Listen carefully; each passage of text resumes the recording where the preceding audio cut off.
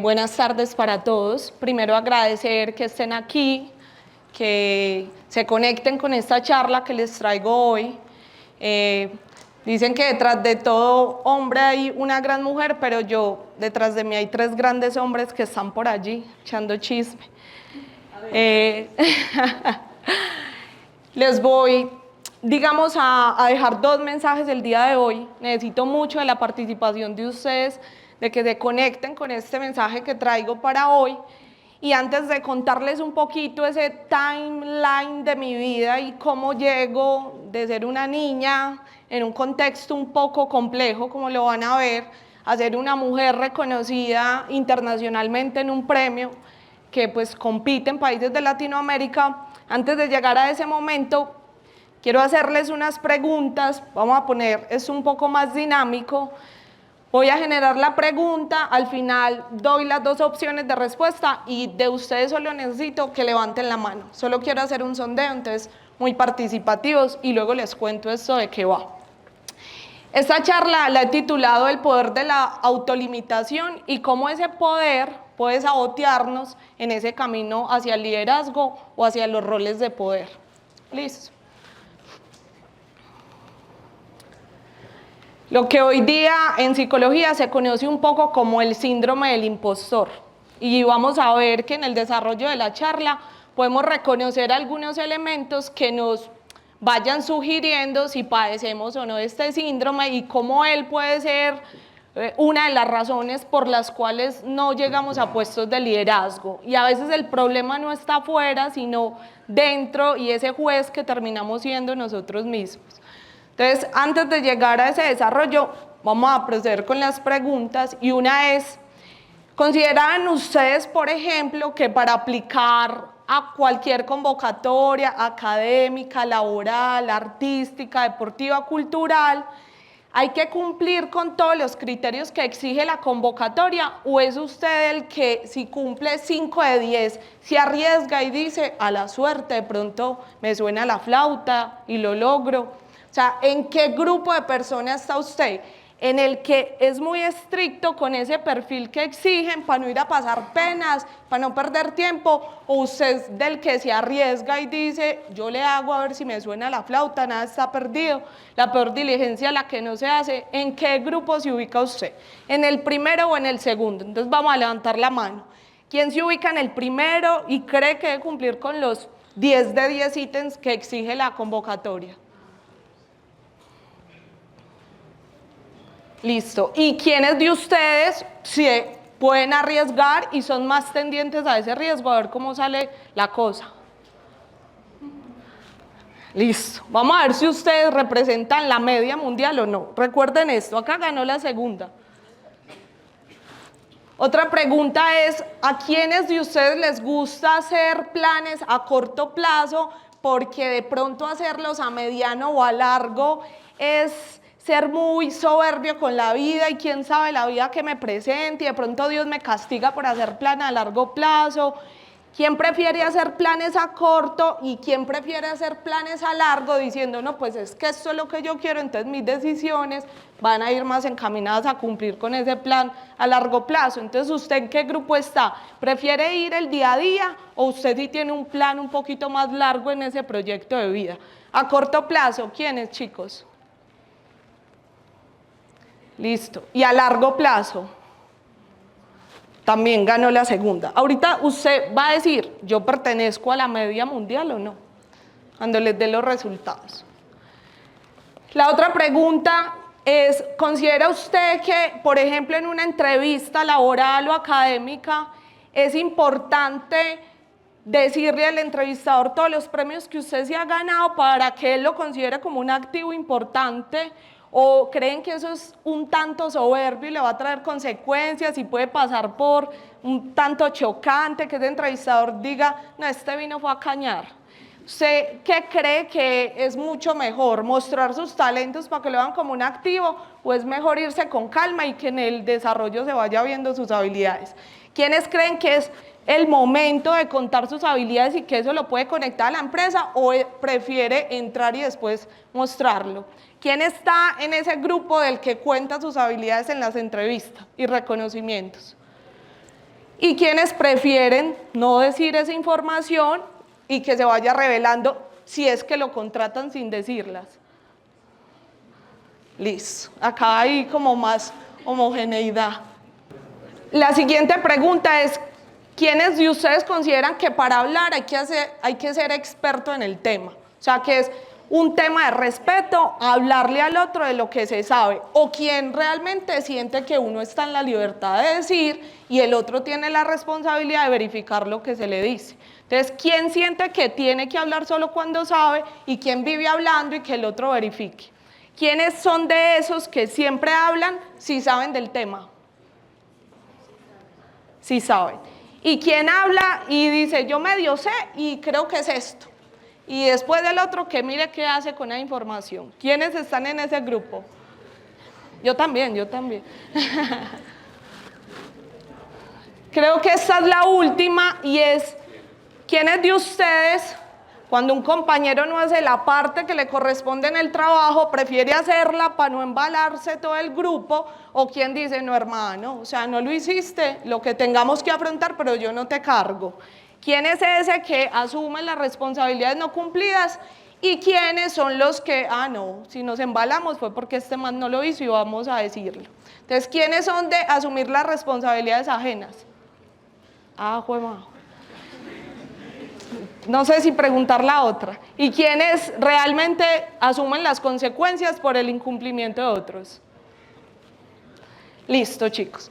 Esas preguntas que les acabo de hacer se consignan en un libro que se llaman autosaboteadores, pero esos saboteadores son particulares y son más exacerbados en las mujeres. Vamos a ver en qué caso se considera un autosaboteador femenino. Se dice que la mayoría de mujeres dudan del potencial que tienen. No piensan en carreras a largo plazo. Ya vamos a ver ejemplos de eso.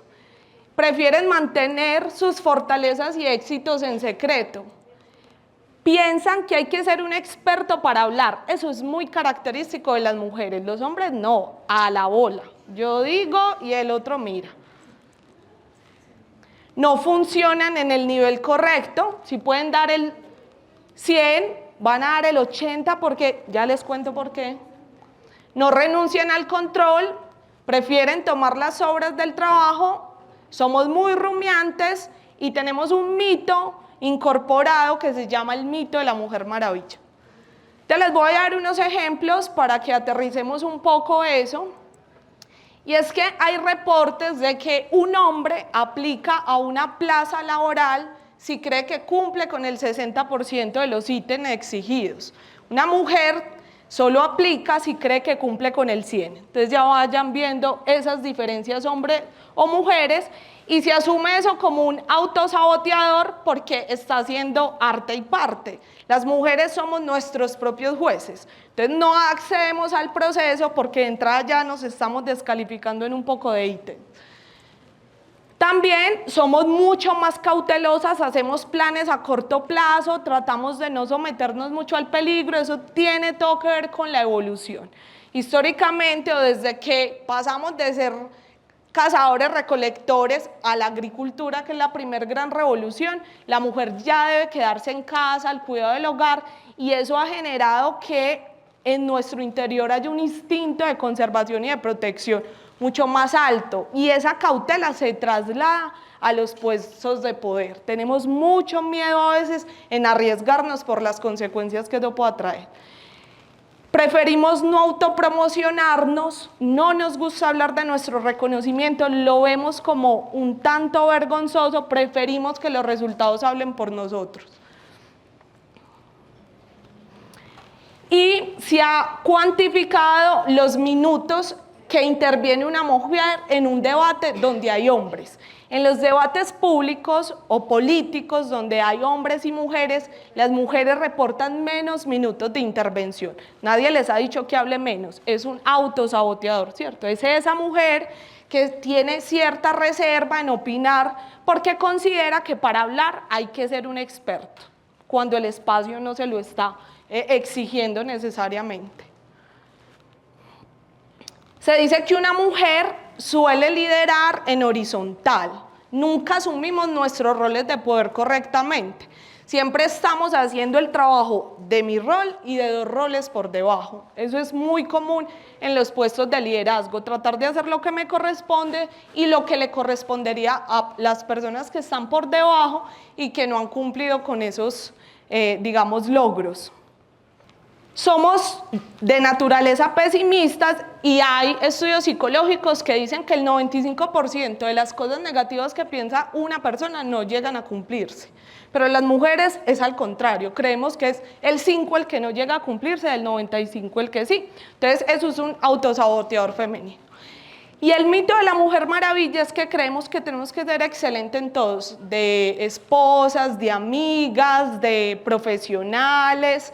Y eso, digamos que se refleja en una mayor incidencia a consultas psicológicas. Las mujeres consultan un 70% al psicólogo comparado con los hombres, que van más o menos entre un 30 y un 20% del paciente de un psicólogo es un hombre. Entonces, digamos que toda esa ansiedad que nos generamos y ese mito de la Mujer Maravilla nos hacen consultar mucho más este tipo de profesionales. Dicho eso, ¿en qué se refleja esos autosaboteadores femeninos? Yo no les voy a tocar de las diferencias bien sabidas de hombres y mujeres en el contexto laboral, pero sí quiero que piensen si esos autosaboteadores pueden tener que ver con esta diferencia porcentual en las mujeres que a hoy tienen puestos de altos mandos. Las mujeres que gerencian empresas o multinacionales o tienen puestos gerenciales a nivel mundial de altos mandos es apenas un 25%. Eso puede tener mucho que ver con estos autosaboteadores que les cuento. Y digamos que la ciencia no es la excepción. El porcentaje de mujeres que hacemos ciencia de alto nivel, es decir, al nivel doctoral, somos solo el 29%. Listo. Entonces, hay muchos ítems que hoy día la literatura explica y que pueden explicar un poco esas diferencias, pero mi mensaje está, digamos, conectado con esos autosaboteadores y cómo a través, muchas veces somos nuestros propios enemigos, ¿cierto? Entonces, cómo esos ítems que les describo pueden estar pesando en ese porcentaje de mujeres que hacemos ciencia de calidad. Y digamos que yo personalmente me ubico dentro de ese 29%, ¿cierto? ¿Y cuál creo en retrospectiva que ha sido, antes de mostrarle eso, cuál creo que ha sido mi plus? Pues que cuando estaba muy pequeñita tenía mucho susto de cogerle la cabeza a esa serpiente y no la quería coger. Y mi papá me dijo, ¿tiene miedo? Pues hágalo con miedo. Yo la cogí, ¿cierto? Y hasta hoy mi lema es, ¿tengo miedo? Sí, pues hágalo con miedo. O sea, estoy aquí con miedo, pero lo estoy haciendo con miedo. Y así ha sido un poco como el eslogan de mi vida, ¿cierto? Dicho eso, entonces ya les cuento un poco quién soy yo, que siento que es importante mostrarles en este momento. Y para empezar, pues me remonto al año en que nazco en 1989, nazco en una de las comunas más vulnerables de Medellín para esa época, como es la Comuna 3, yo nazco en Manrique Oriental, y en la década de los 90, pues era, digamos, el lugar donde Pablo Escobar iba y buscaba a los sicarios para sus operaciones, ¿cierto? Había una banda muy particular en Manrique, se llamaba la banda La Terraza y era como el brazo sicarial de Pablo Escobar. Ya les voy a contar un poco cómo esa realidad afecta todo mi camino y es una época tan difícil que para 1991 se reporta Medellín como la ciudad más violenta del mundo, porque se logra una cifra de 6.000 asesinatos en un año, ¿cierto? Pues ahí tienen que contar los muertos por terrorismo, ¿cierto? Las bombas que ponía Pablo, eso dejaba un número de muertos muy grandes en un solo evento, pero llegamos a reportar 6.809 muertes en un año. Yo nazco en ese año, nazco en esa comuna, y vengo, digamos, de un núcleo familiar compuesto por una madre, cabeza de familia y 2 hermanos.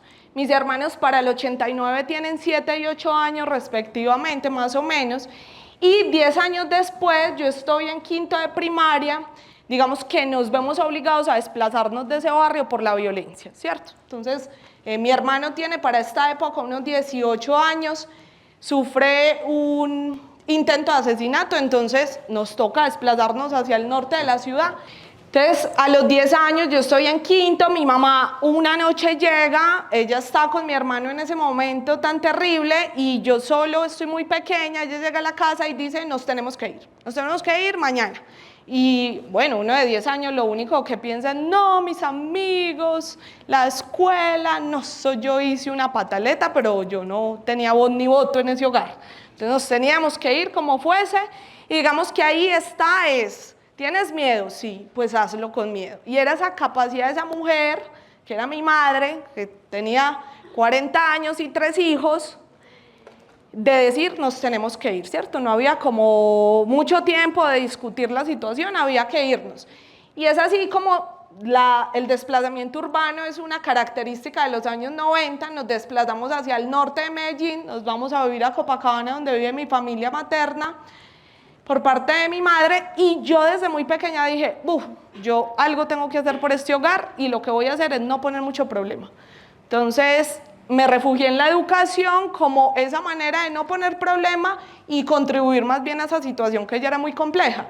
Porque desde muy pequeñita los profesores me habían visto como cualidades, entonces yo dije, no, pues este puede ser el camino, yo voy a trabajar en la formación, en la academia, para no llevar mucho problema a mi casa, ¿cierto? En el 2005 me graduó del colegio ahí en Copacabana y digamos que yo con esa mentalidad siempre de no molestar y de hacer las cosas lo mejor posible, me graduó como mejor bachiller, eso es un colegio arquidiocesano, entonces me otorgan media beca en bolivariana, pero para el año 2005 media beca era pagar 3 millones, que era la otra media beca, ¿cierto? Para ese entonces, eso no era una posibilidad para mí, no era una opción, para mi mamá no lo era, tenía que responder por 3 hijos, ¿y qué hago? Me presento a la universidad pública y es ahí cuando soy admitida al programa de Ingeniería Biológica en la Universidad Nacional.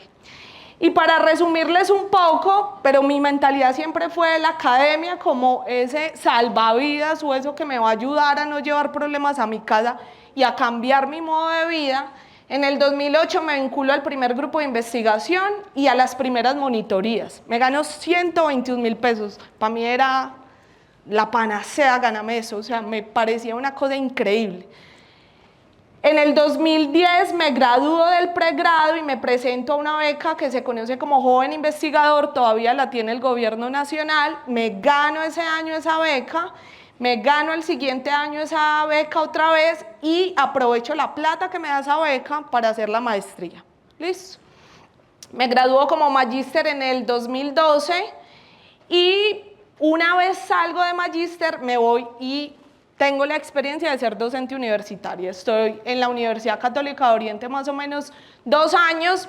Me aburro porque me ganaba 900.000 pesos y me gastaba 1.200.000 en transporte y comida, pero vine a hacer la cuenta como al segundo año y dije, no, por acá no es el camino, era en Río Negro, yo tenía un pichirilo de carro, entonces cuando hice suma y resta de lo que me valía ir y lo que me estaban pagando, siempre perdí, fui a pérdida, pero gané otra cosa que fue la experiencia, ¿cierto? Y fue mi primera vez en la docencia. En el 2014, ya cansada de pagar mi propio trabajo, me gano la beca doctoral. También es una beca que ofrece el gobierno nacional y digamos que hago en 4 años el doctorado.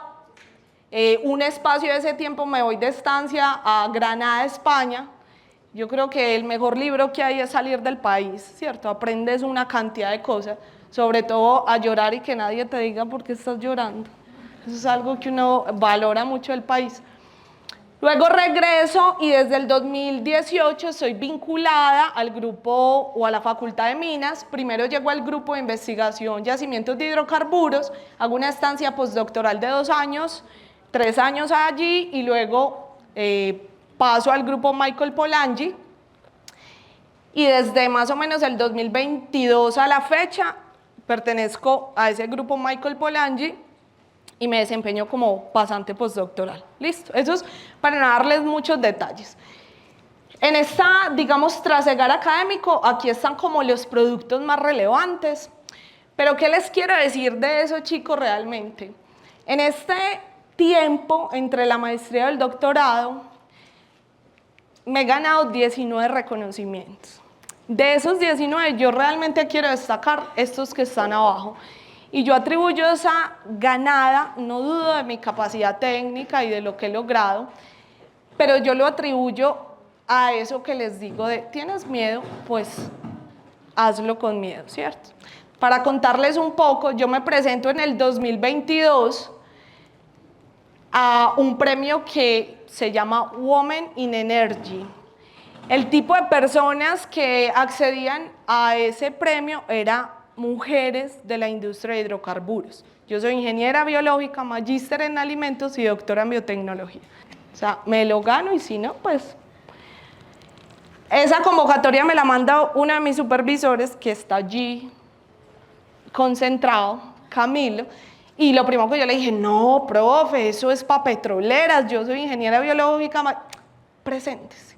Entonces, claro, ese autosaboteador femenino de alimentos, biotecnología, pues yo fui sin saber si me lo había ganado, voy hasta Bogotá, o sea, me podía haber venido con mi dignidad en la maleta, yo fui a ver eso que era, y cuando han llamado mi nombre, nadie me conocía. O sea, solo me conocían los profes que estaban conectados en YouTube viendo. De resto, todo el mundo buscaba un Carol en el escenario y nadie me conocía. Era un gremio, es un gremio muy particular, muy sectario. Yo era alguien muy atípica en ese gremio, pero yo sentía que con lo que había hecho en la industria de hidrocarburos era valioso, ¿cierto? No sé si para ganar, pero lo consideraba valioso y terminó siendo tan valioso que recibí ese premio. ¿Listo? Entonces, es vencer ese autosaboteador de no creer que tengo los requisitos para cumplir. En el 2023, la Facultad de Agrarias, de donde egresé en la maestría, me postula como mejor a unos premios nacionales como egresado destacado en la categoría de investigación. Y me gano también ese premio lo otorga el Consejo Superior Universitario, es un momento en el que se reúnen todos los vicerrectores, decanos y rector. Y salgo entre todas las sedes de la Universidad Nacional reconocida como egresado destacado. Eso fue maravilloso también, el premio lo da el rector de la Universidad Nacional, para esa época era Dolly Montoya, y firma el premio para ese momento la ministra de Educación. Entonces también es como creerse el cuento, ¿cierto? Creer que tengo esas habilidades que me pueden llevar al éxito.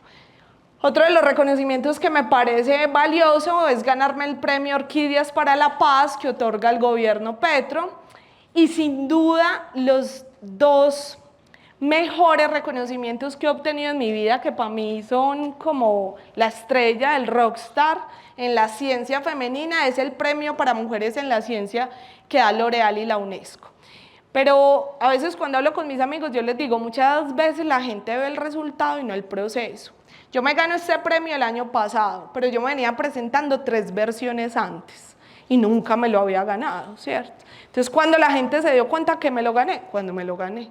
Y es un premio muy triste porque tú aplicas y si no ganas, no te dicen. Luego ves en Caracol, en RCN, en los medios, las ganadoras. Entonces, ahí es algo al corazón, ¿cierto? Nunca te dicen que no ganaste, pero sí te vas a dar cuenta prontamente.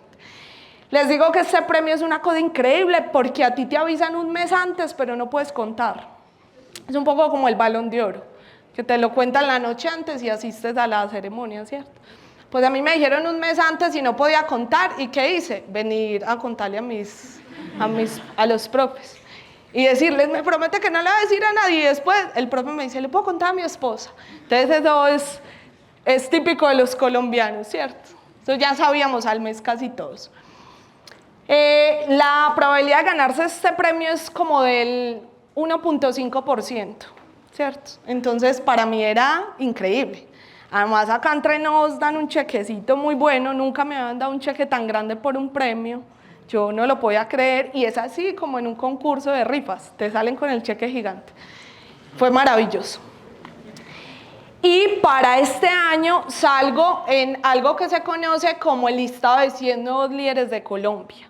Me contactan de Caracol Radio, de Prisa Media y Seguros Bolívar. Eso es digamos que una propuesta de estas entidades de reconocer nuevos líderes en Colombia, dejar de llevar la mirada hacia las mismas personas y reconocer esos jóvenes que pueden ser como una semilla para el crecimiento científico, cultural, artístico o que pueden ser inspiracionales. Entonces yo salgo reconocida en esta lista, para mí es una cosa increíble.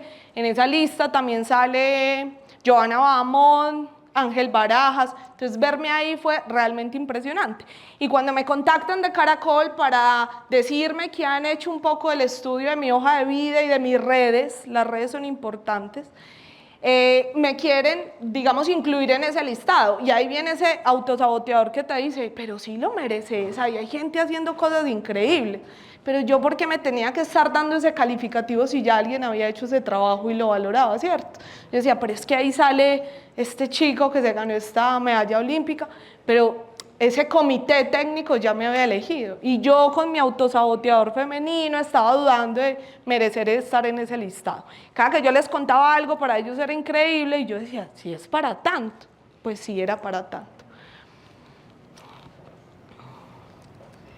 Y digamos que ese premio de L'Oréal, eso es un boom mediático porque es algo en el tiempo, lastimosamente sale el cheque, al otro día me llamó una tía que si le prestaba plata, y es verdad, sale el valor del cheque, salgo en el diario El País de España, salgo en la Blue, en Caracol, en El Colombiano que lo lee todos los antioqueños, y también en la W, es decir, realmente yo estaba muy sorprendida de lo que estaba logrando, ¿cierto?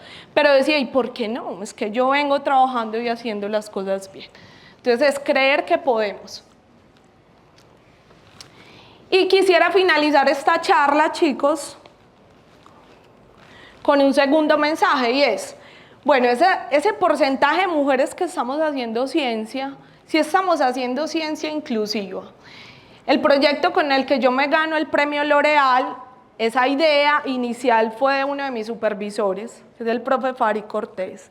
Él tiene ideas muy raras y yo lo que trato, muy extrañas, yo lo que trato es de materializarlas y al final como que sí tienen sentido, ¿cierto? En un principio son rarísimas, ya luego van cogiendo forma.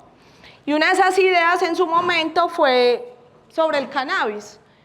Yo creo que para esa época él tenía un producto de cannabis base aceite, pero cada que lo servía se le quedaban todos los recipientes.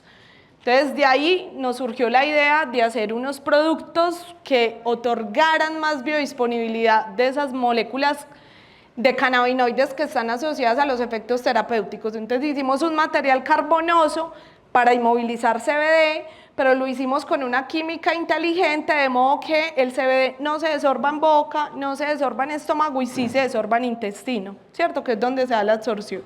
Luego hacemos una bebida de consumo donde incorporamos ese complejo, porque la gente prefiere que vaya disperso en algo que pueda tomar o consumir, ¿cierto?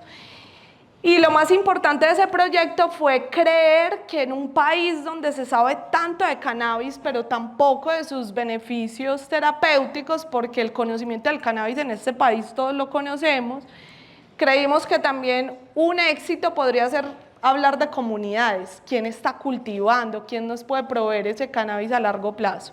Y conectar al consumidor. Acá hay más de 1 millón de personas que están en grupos de tratamiento del dolor. Como que el médico le dice, ay no, yo ya no sé qué hacer con usted, vaya al grupo del dolor que allá le enseñan a sobrellevar eso.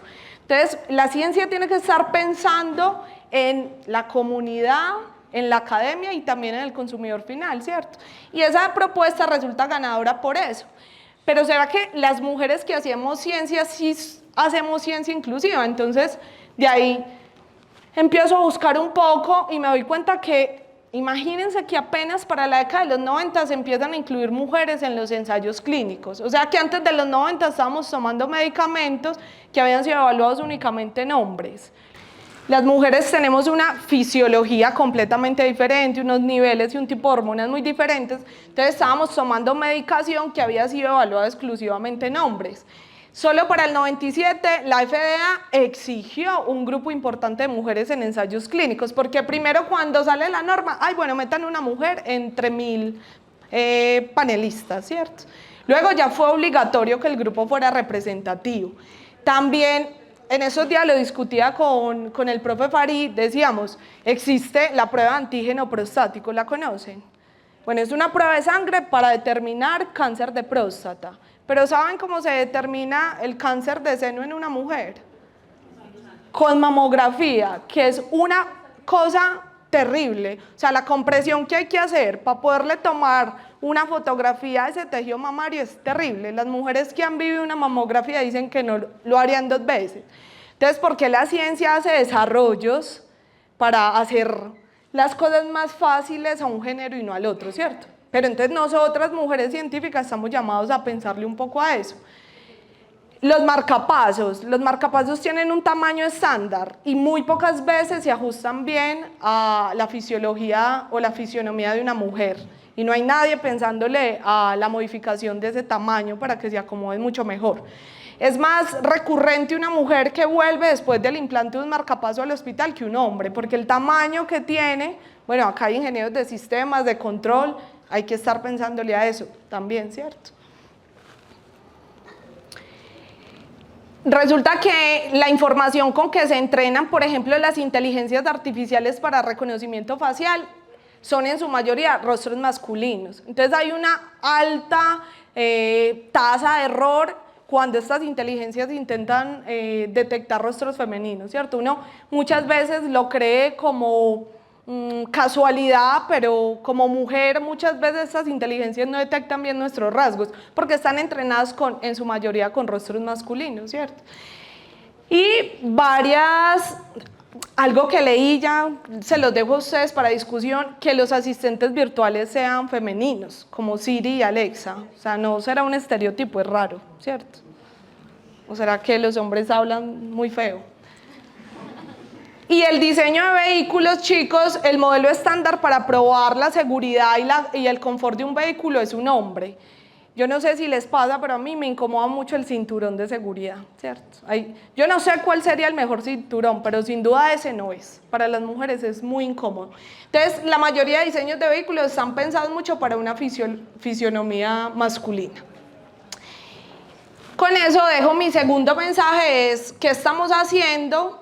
No solo para innovar, sino para considerar los retos y necesidades que tienen otras mujeres o las minorías, dando soluciones que nos beneficien a todos por igual. Entonces mis mensajes son 2, si tienes miedo, hazlo con miedo, y el segundo es, si ya estás haciendo ciencia, haz ciencia inclusiva. Listo, ese es mi mensaje, chicos. Gracias por estar acá. Quedo muy atenta.